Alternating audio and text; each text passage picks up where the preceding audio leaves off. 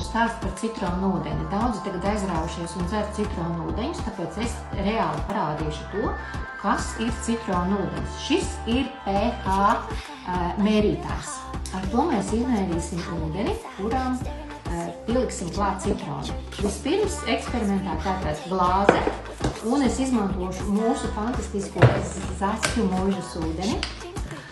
Ielīsim glāzē.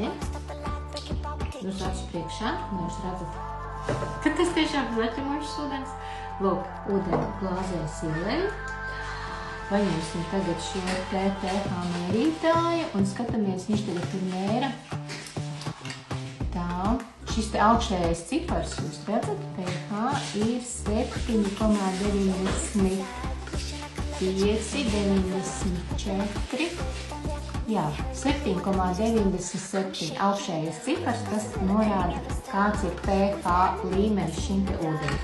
Un tagad spiedīsim klāt to citronu. Es tikko esmu šo citronu pārgriežus uz pusītēm. Spiežam klāt. Un spiežam. Jā. Es izbeidos citronu ūdentiņš. Samaisam. Un skatāmies, kas notiek ar pH. Redzat? Viņš nokritās 2,82 jau ir, 2,80.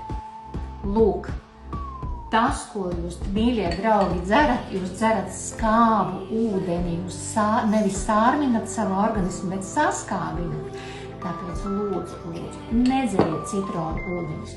Viņus var lietot tad, kad jūs ēdat, padzeroties, bet mums ir jāsārmina mūsu organisms, mums ir jāskalo skābes ārā, tāpēc nekādā gadījumā neaizraujoties ar citronu ūdeņiem.